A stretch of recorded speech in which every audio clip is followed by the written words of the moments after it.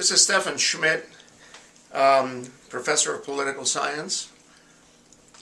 We just had an election in the United States in November here in 2010, and it was an extraordinary election. The Republican Party swept state and local elections with record numbers of governors and state legislators. And at the national level, the Republican Party took control of the House of Representatives with 60 seats. Probably there a few races are still kind of incomplete. The counting is incomplete. The Democrats barely kept control of the U.S. Senate, and so we're entering a new period, at least for the next 2 years, in which the Republicans are going to have a great deal of control of the most important of the legislative branches. The House of Representatives is the place where all the legislation that has to do with budgets and revenue have to originate in the House. And the question is what impact this will have on policy that's related to climate change, to the environment, and in our case in particular for coastal policy. I wrote a kind of short, concise piece in my coastal policy blog, which you can read.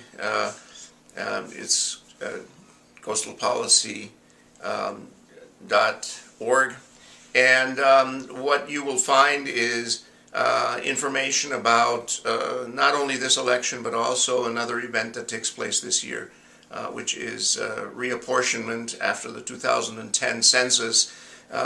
Some states are going to lose seats in the House of Representatives. Ohio, for example, will lose 2 seats, and some states will gain members of the House. Texas probably will get as many as 4 seats. So there'll be a whole reorganization of who is represented where, and that will shift the balance of power probably even more in the direction of more conservative members of the House.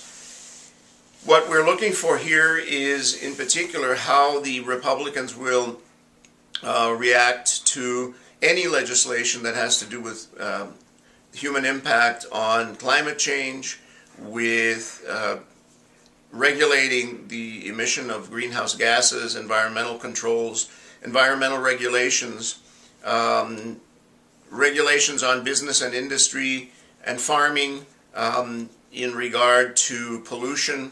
That would include pollution from agriculture and from industrial activities into rivers and streams, and therefore ultimately into the Gulf of Mexico through the Mississippi.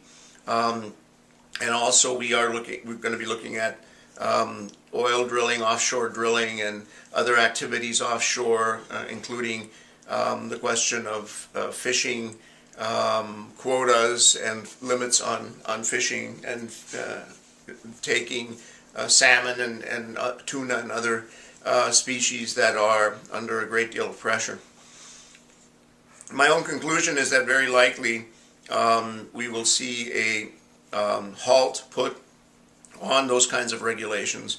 We will see a much more business-friendly legislature, at least in the House, and therefore a significant shift from the direction that the Democrats were going and that the Obama administration in particular wanted to go. I think for coastal zone managers and environmentalists, this means that they will have to change direction as well, work a lot more on concepts that can be sold to and can be attractive for private corporations and businesses and nonprofits, work on educating government officials in states, coastal states, states that are affected by rising sea levels, pollution, and so on, and states that therefore will, to some extent at least, need to continue thinking about issues related to managing the coastal zones, including zoning, construction, development, and so on. So my conclusion is that rather than relying on the federal government, rather than relying on Congress and the President for a continued expansion of these, coastal zone managers, coastal scientists are going to have to find new and innovative ways of working with other stakeholders and other players, and that this poses an interesting challenge and an interesting opportunity for us coastal zone scientists and managers or students of coastal policy, and that we should respond to it and basically take that challenge and run with it. I think that scientists and others have not been active enough, have not themselves gotten involved enough in politics, run for office, and become essentially inside players who could advocate for policies that they believe are necessary and important.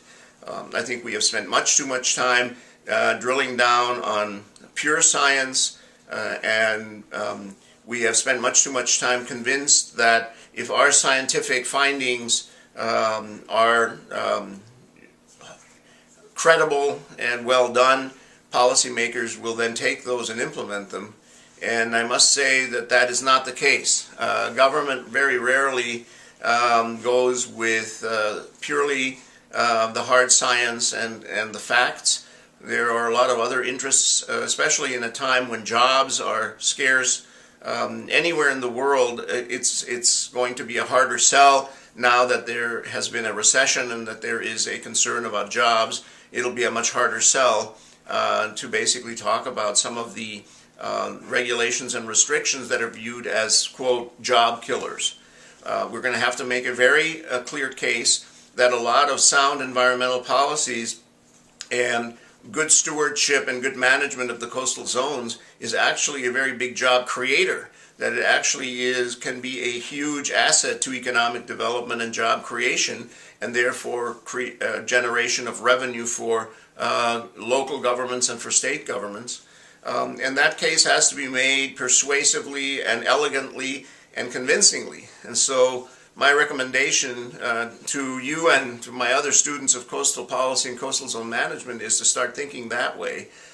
Think of yourselves as salespeople, marketers, and leaders to try and make the case for the kinds of policies that we think will preserve reefs, beaches, marshes, coastal areas, and make them continuously a source of attraction for tourists, for people who like to fish, for divers and snorkelers, for the resort and hospitality industry, and to make the case that basically sustainability of those areas, preserving them and keeping them in a way that they remain productive, that fish continue to proliferate, and that there continue to be clean and beautiful beaches and lovely reefs, is a smart business as well as ethically correct and also good politics.